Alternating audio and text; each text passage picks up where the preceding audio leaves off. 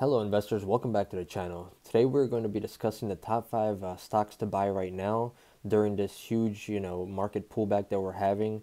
So these are going to be companies that are either affected by the issues going on around the world right now, and companies are pretty much pausing work or just, not working at all. The companies aren't open, the factories, and the market's just having a huge pullback. We're down, if we look at the Dow Jones, we were trading at about 29,000, 6 days ago. So we went from the 29,000 high, and now we're trading at a low of about 27,000. So that's a 2,000 point drop in the Dow Jones in a couple of days. I believe that's around like 10% loss right there. But this has brought us a great buying opportunity for many stocks in the market, and that's what we're going to be going over in today's video actually. Now, before we get into the list, let's go ahead and smash that like button, guys. Smash that like button for me. Let's try to get over 50 likes on this video. It helps the channel, it helps the algorithm. Don't forget to subscribe to the channel to be entered for that giveaway. The giveaway is at 5,000 subscribers. We're only about 200 subscribers away from that, so don't forget to subscribe to the channel for upcoming content as well. Okay, guys, so our fifth pick, so this is going to be number 5. Number 5 is going to be Qualcomm. So the ticker symbol is going to be QCOM. Qualcomm is a semiconductor and telecommunication equipment company that designs and markets wireless telecommunication products and services. Most of its revenue comes from chip makers, or like chip making and patent licensed businesses. So this is kind of like a computer. They make chips for computers. Qualcomm was trading at around $91.55 about 6 days ago, and then it's just been on a downhill from there. We went from $91, currently it's trading at $79.66. That is a huge drop right there. That's about a $10 drop. But then there's things to be looked at. If we look at the 1 month chart and then the 6 month chart as well, things are actually looking pretty nice for this company. The 52-week high is at $96. 52-week low is at $52. Our PE is actually at about 19, which is not too bad.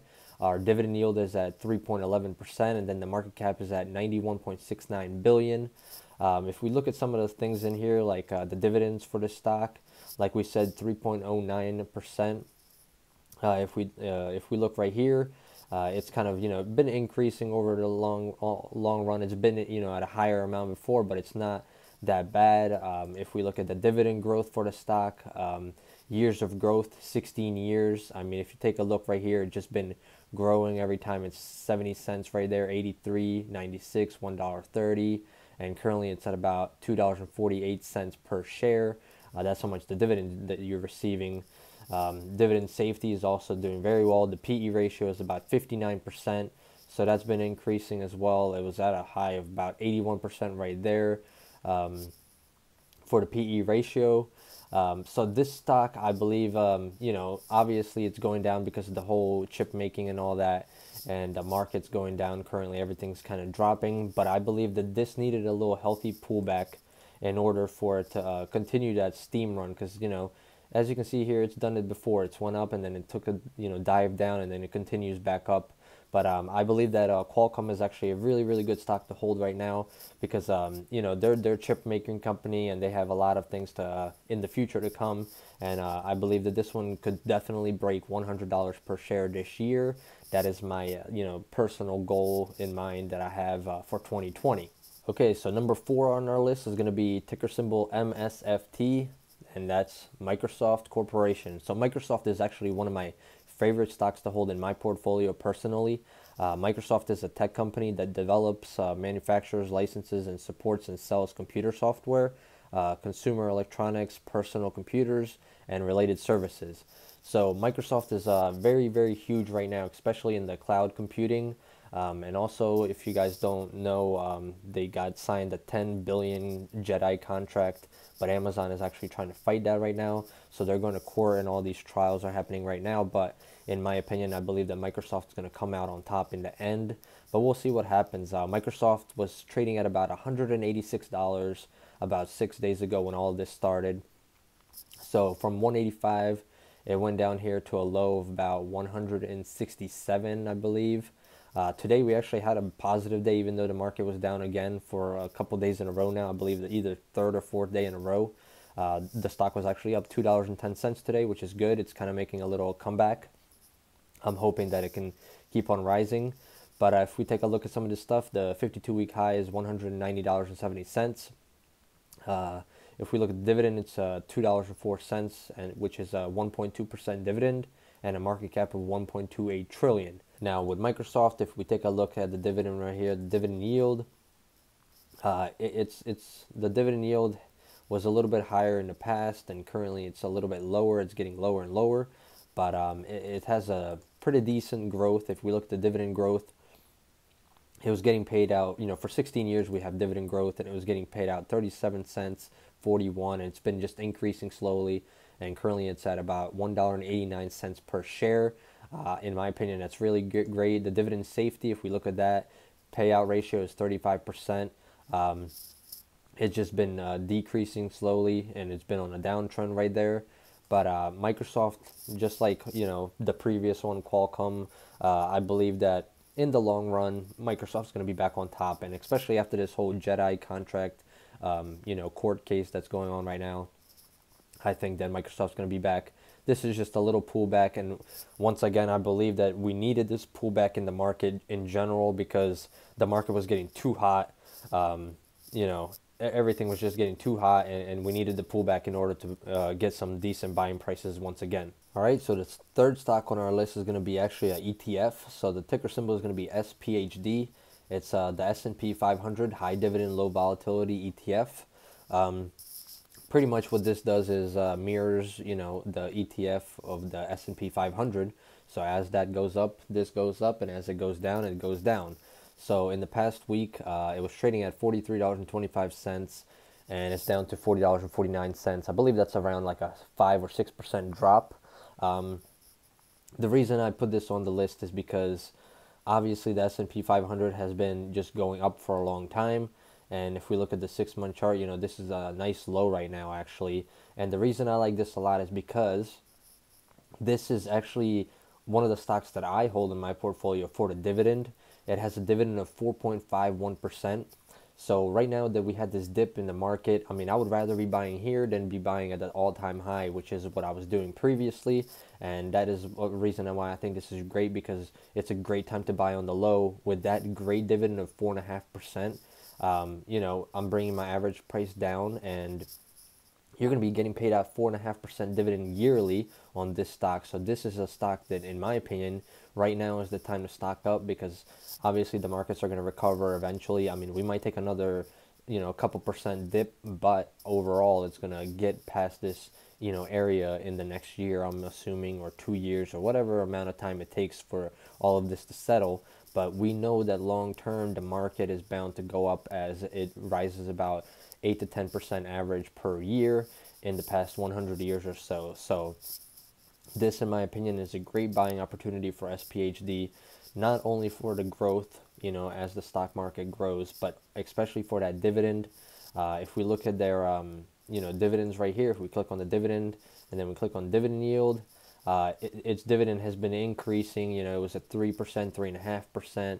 Right here it was actually at a high of about 4.5%, and that's kind of where we're stuck at right now. Dividend growth on this has been 2 years. It's been up and down, but you're getting about $1.79 per share currently. Dividend history, everything is just very, very nice. They've been paying out, currently it's about 0.15 cents per share every month, because this is actually a monthly dividend ETF. So every month you're going to be receiving dividends from this stock, and what that means is you can go ahead and take those dividends, reinvest it back into the market. So you're going to be using, compounding interest and drip back into the market, so you can buy more shares of this stock. And that is one reason why I like monthly paying dividends, because you can just go ahead and reinvest that money right away, keep on investing into the market and making more profits right away, instead of having to wait a quarter or half a year or whatever the situation would be. So yeah, I think SPHD, this is actually probably my favorite one on this list, but definitely I'm keeping it on number 3. All right, guys, so before I go ahead and name this next stock, go ahead and leave a comment below. Leave a comment below of stocks that you're going to be looking at right now during this dip, and what stocks are you going to be adding to your portfolio, and what do you think about all these? I know a lot of these are surrounding about the tech pie, I guess you could say, or tech field. But yeah, this one is actually going to be number 2, and number 2 is going to be AMD, Advanced Micro Devices. So AMD is a semiconductor company that develops computer processors and related technologies for business and consumer markets. So AMD has been on fire this year, and it's been on fire the past 2 years. It was trading at about $58.77. Currently, it's trading at $47.49. That's a $10 drop, more than a $10 drop in this stock, which is huge. It does not have a dividend or anything like that, but this company has been growing and growing. I mean, if you look at the 1-year chart right here, it was trading at $22 and went all the way up to that high of about almost $60. So that's like 200% gain right there.